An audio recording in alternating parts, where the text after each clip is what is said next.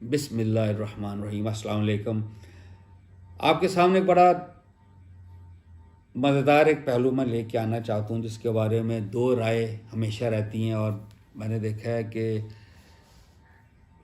معاشرے کا جو بھی سٹریٹا ہو ہر سٹریٹا میں اس کے بارے میں دو ہی رائے پائی جاتی ہیں، کبھی کوئی ایک رائے نہیں ہوتی۔ وہ ہے فائن آرٹس۔ فائن آرٹس کیا کہتے ہیں؟ اللہ کی زینت، جس نے اللہ نے کہا زینت اللہ کی زینت، وہ جو خوبصورتی کی چیزیں، فائن آرٹس جس کو کہتے ہیں۔ مثلا فائن آرٹس کو آپ گوگل کیجئے، اس میں آئے گا آرکیٹیکچر ہے، مثلا ڈیزائننگ کی چیزیں، پینٹنگ،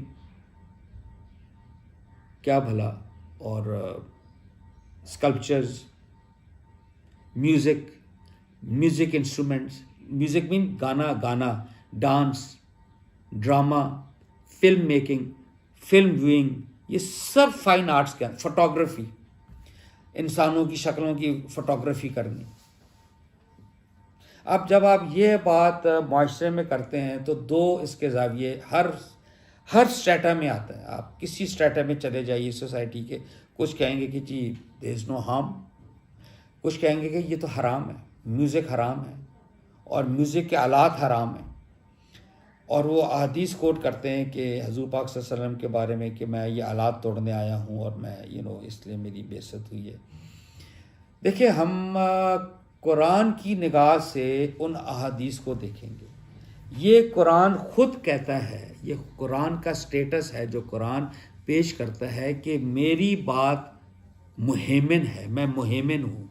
یہ لفظ آپ سیکھ لیجئے۔ سورہ مائدہ کا 48 آیت ہے، سورہ مائدہ کی 48، 5 سورہ کی 48 ورس، اس میں مہیمن ہے، نگہبان۔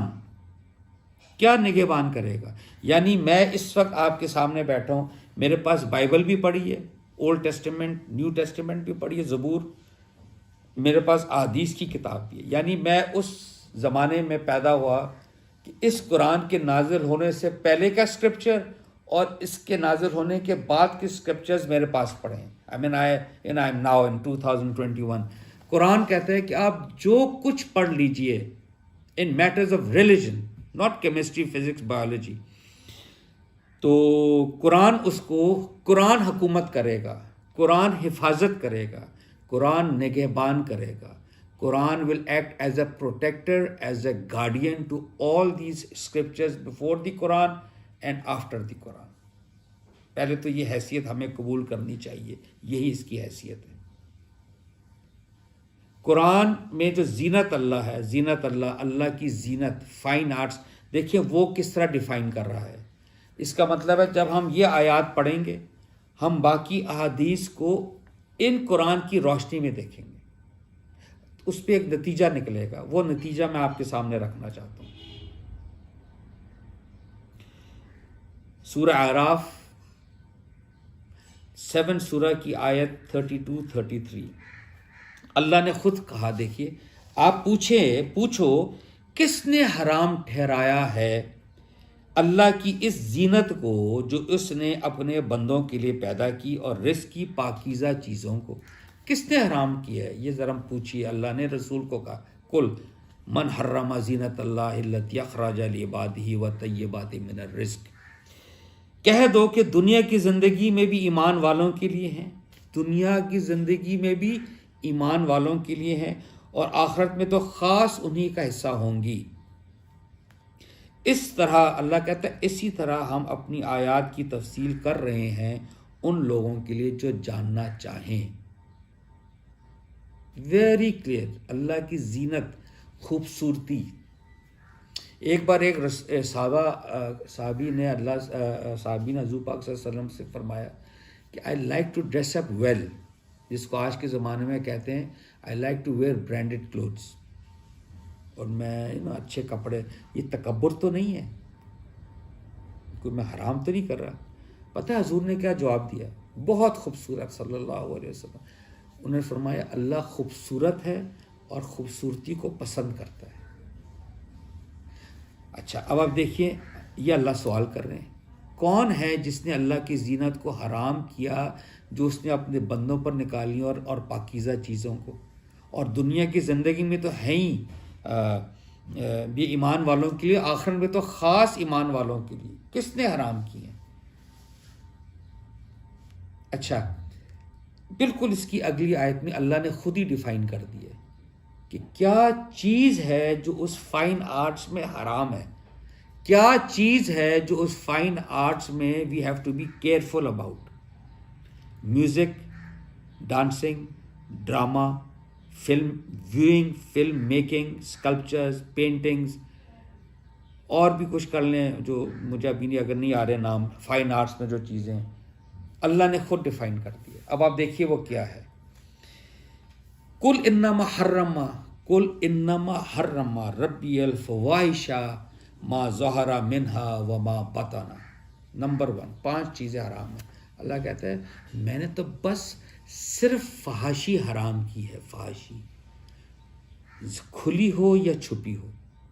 یہ آپ ذرا اب میں آگے دیکھیے، قل انما حرم ربی الفواحش ما ظہر منہا وما بطن والاثم، گناہ، والبغی، اللہ کے خلاف بغاوت یا سپریشن کسی کو آپ کریں بغیر الحق، بغیر کسی وجہ کے، وَأَن تُشْرِكُوا بِاللَّهِ مَا لَمْ يُنَزِّلْ بِهِ سُلْطَانًا، یعنی اللہ کے ساتھ کسی کا شرک کرنا، یہ بھی حرام ہے۔ اور اس سے پہلا کلپ تھا میرا، وَأَن تَقُولُوا عَلَى اللَّهِ مَا لَا تَعْلَمُونَ، اور ایسی بات اور ایسا بہتان اللہ پہ لگاؤ جس کے بارے میں تمہیں علم نہیں ہے۔ یہ 5 چیزیں اللہ نے حرام کی ہیں۔ اب آپ دیکھیے، ایک ہے فائن آرٹس، میں فائن آرٹس پر ابھی بات کر رہا ہوں،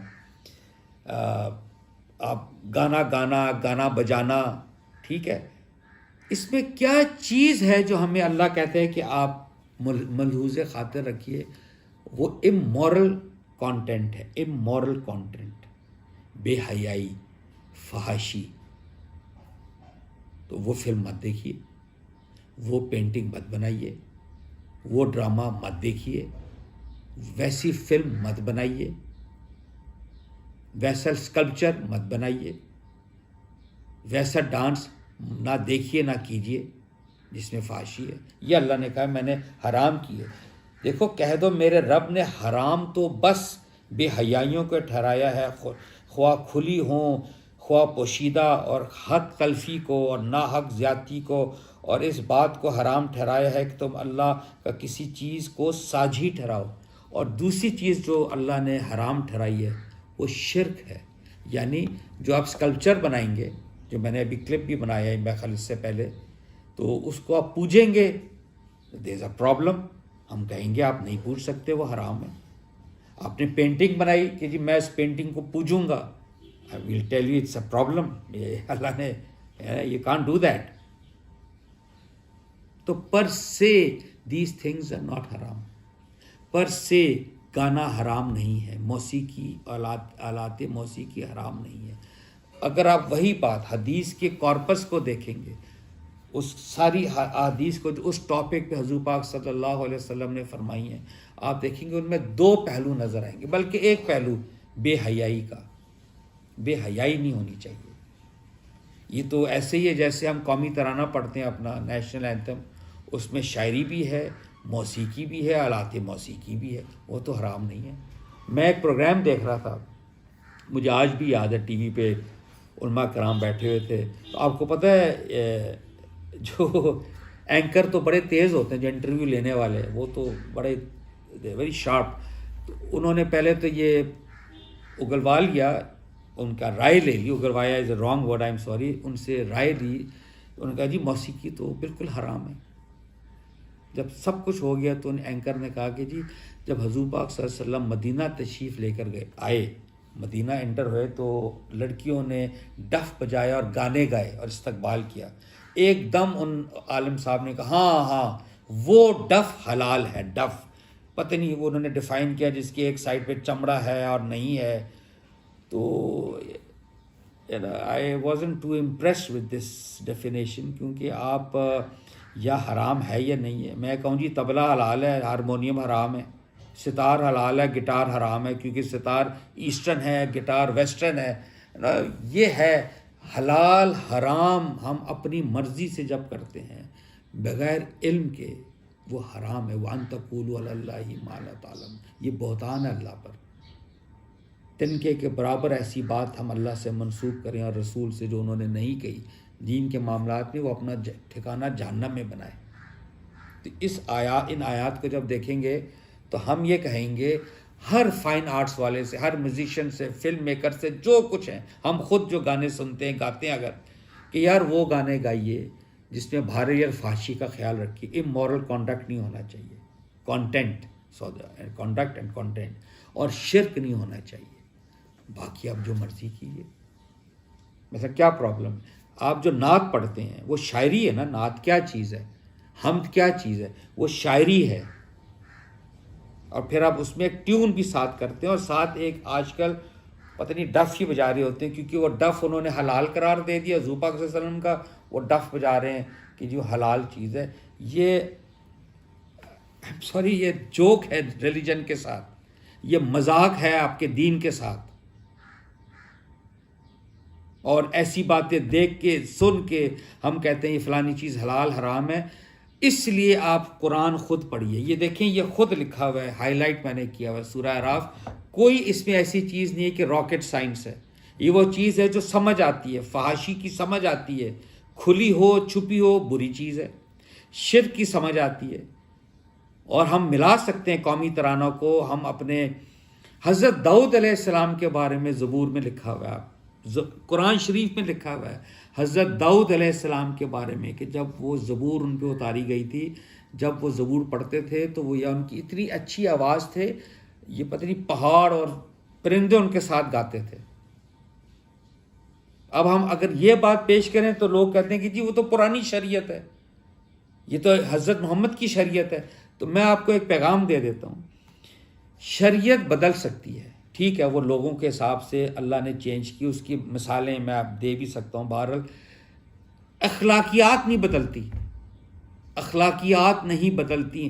حضرت آدم علیہ السلام سے لے کے قیامت تک فحاشی رہے گی, جس کا ہم سب کو پتہ ہے فحاشی کیا چیز ہے. ہم نے کوئی ڈرائنگ بنا کے نا, پینٹنگ بنا کے بلیک بورڈ کو یا اپنے کینوس کو پہیوں پہ لگا کے کسی مفتی صاحب کے گھر نہیں لے جانا گھنٹی دے کے جی حلال ہے حرام ہے. حضور نے فرمایا, حضور سے پوچھا کسی نے صلی اللہ علیہ وسلم سے گناہ کیا ہے, انہوں نے فرمایا جو تمہارے ضمیر میں, دل میں کھٹکا پیدا کرے. اور پوری ایک اور جو تم کسی کو جو تم چھپانا چاہو. تو کھٹکا, تو اگر آپ نے ایک ایسا اسکلپچر بنایا یا ایسی مووی دیکھی یا ایسا کام کیا تو وہ آپ کو پتہ چل جائے گا آپ نے جو سٹروک لگا رہے ہیں یہ اس میں سیکشل کانٹینٹ ہے کہ نہیں ہے. اس کی بڑی سادہ مثال, آخری بات پھر میں فنش. انٹرنیٹ, لیپ ٹاپ. ہم لیپ ٹاپ پہ آج کل پینڈیمک میں ساری دنیا آن لائن ہے انٹرنیٹ پہ. جس چیز کا محرک, جس چیز کی دعوت بظاہر موسیقی, ڈانس, فلمیں کرتی ہیں زنا کی طرف, وہ سارا کانٹینٹ انٹرنیٹ میں ہے. آپ کی یہ جو انٹرنیٹ میں جو پورنوگرافک سائٹس ہیں, تو کیا آپ اس بیسس پہ انٹرنیٹ کو اور لیپ ٹاپ کو حرام قرار دیں گے؟ نہیں دیں گے. آپ کہیں گے اس کا جو سوء ظن ہے, سوء استعمال, یعنی اس کا برا استعمال, وہ آپ کو بتائے گا کہ آن لائن پہ جب آپ غلط سائٹس پہ جائیں گے, آپ کا ضمیر خود کہہ دے گا یار یہ جو آپ نے اب سائٹ پر کلک کیا نا, یہ فحش سائٹ ہے, مت کرے. ٹھیک ہے نا. تو اس لیے گانا بجانا, گٹار, موسیقی سیکھنا, ڈانس کرنا, فائن آرٹس, یہ یاد رکھیے کوئی چیز پر سے حرام نہیں ہے. پر سے اٹس ناٹ حرام, it's usage, how you apply that determines کہ وہ حلال ہے کہ حرام ہے. اس میں basically amoral conduct and also شرک ہے, وہ مت کیجیے, اس سے بچ کے رہیے. بہت شکریہ جی. السلام.